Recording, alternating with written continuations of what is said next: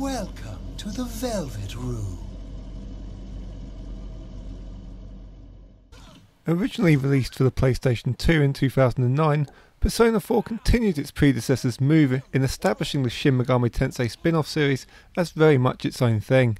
The series went to new strengths after Persona 3 Portable showed its appeal on handheld, and the improved Persona 4 Golden came along as one of the PlayStation Vita's marquee titles.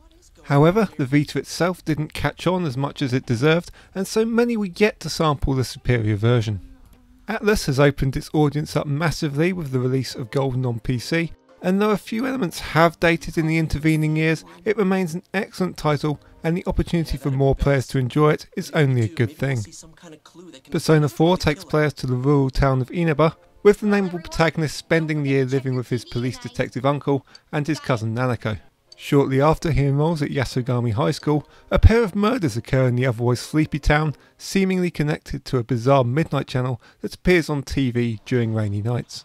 Players have already been clued into the existence of something deeper, however, thanks to a dream encounter with a certain long-nosed man and his assistant, who offer the protagonist some guidance into the unfolding mystery. Said mystery leads the protagonist and some of his classmates to discovering the enigmatic Shadow World, which is accessible by literally entering a TV. The Shadow World is revealed as much more than just a dangerous place with a strong connection to human desires. Realising that this might be what caused the deaths, the group looks to rescue others that get unwillingly tossed into the world after appearing on the Midnight Channel, while hoping to find clues about who put them there. The game's story goes well beyond the overarching murder mystery, and it's the game's usage of the theme of truth to examine the hidden desires and thoughts that makes it truly shine. Those scenes where characters come to terms with their own buried yearnings provide Persona 4 Golden with excellent moments packed full of emotion and satisfaction. Though the narrative holds up superbly for the most part, a few elements feel a bit dated. The message that people should aim to fit into the status quo feels rather naive in the current year, and it's disappointing that Yosuke fails to grow out of his juvenile homophobic jokes. But Persona 4 Golden does a magnificent job of making players understand both the appeal and drawbacks of life in Inaba, thanks to how easy it is to identify with all of the characters. The dialogue comes with both humour and relatable emotional struggles in abundance, and the game is a textbook showcase of why the series resonates with so many. The audio offers great support to the narrative elements. With the PC port, Western RPGamers now have access to the Japanese voices, but the English voice acting has strong performances throughout. There is a little bit of overacting at times, but it's done in such a way that lends charm to those characters rather than being a distraction. Shoji Meguro's musical score is one of his best. The soundtrack features more of a pop sound than other titles in the series, and it works incredibly well with the more vibrant colour scheme and themes of the game. Incredibly catchy tracks are all over the place, particularly in combat and dungeons, and stick in the memory long after one has stopped playing.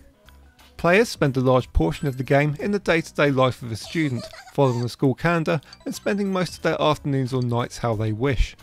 Many options are available for these time periods, such as building up the protagonist's relationships with his allies, as well as other residents of Inaba, or improving social stats by working or reading.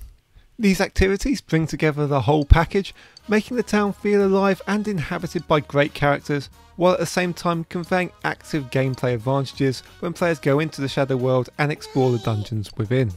The game's cycle could have done with a touch more deviation, as it begins to drag towards the end of the year, but at least the social links always remain strong, providing their own noteworthy stories as the characters involved come to terms with their lot and grow or make decisions to better their lives.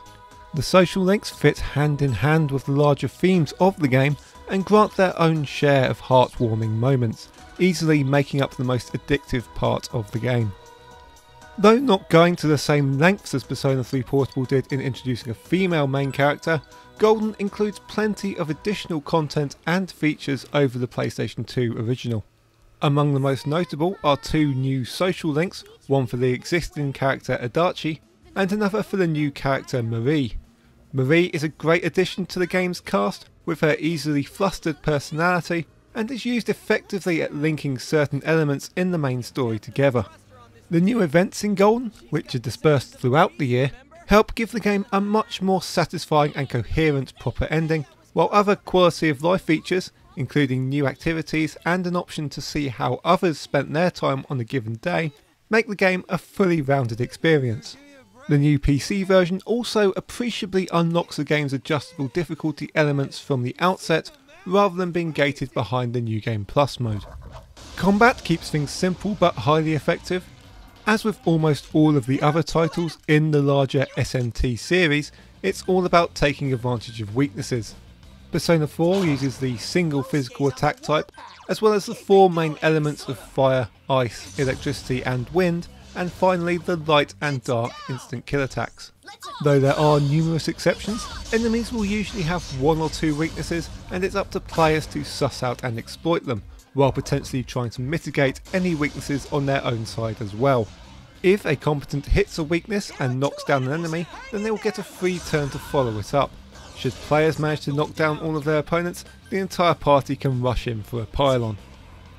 Like Persona 3 and Persona 5, the main character has special access to multiple personas, each with their own strengths, weaknesses and skills. Being able to switch between personas during battle makes him easily the most useful member, and having good spread will ensure regular fights rarely last more than a couple of turns. The game finds that sweet spot in the mixture of strategic engagement and keeping the flow going, which is a large part of what makes the dungeon crawling sections as enjoyable as they are. Boss fights make for much longer and appropriately grand battles with an appreciable step up in power, though they would benefit from having more varied tactics. New personas can be obtained via a post-battle minigame that offers players an interesting choice of possible benefits and adds a nice touch to the strategy of a dungeon run. The most powerful personas, however, are gained by fusing ones currently held back at the Velvet Room. There's a great sense of reward in fusing together a new powerful persona, especially as favourite or powerful skills can be carried over to the new creation. The fusion system deftly integrates the narrative and gameplay elements, with each newly fused persona gaining an immediate boost based on how strong its corresponding social link is. Persona 4 Golden upscales from the PlayStation Vita to the PC surprisingly well, though it never tries to do too much visually. There are some clear artifacts, such as certain lower resolution textures and immobile faces on the character models. Inaba certainly looks the part, and while the TV themed UI doesn't have the same incredible level of integration as Persona 5's, it nonetheless is effective and makes the game a much brighter visual experience. Dungeons have good, appropriately themed designs, but the generated floors mean that players are just running around similar looking corridors. The PC port largely performs very well, but during the playthrough there were the occasional, if very brief, framerate drops. There were also some freezes on the loading screen that warrant saving more frequently than one otherwise might.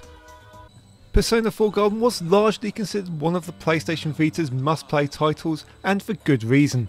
Inaba's small town feel, the fantastic cast, incredibly personable dialogue, excellent audio and strong gameplay combined to make the game a superb all-around experience.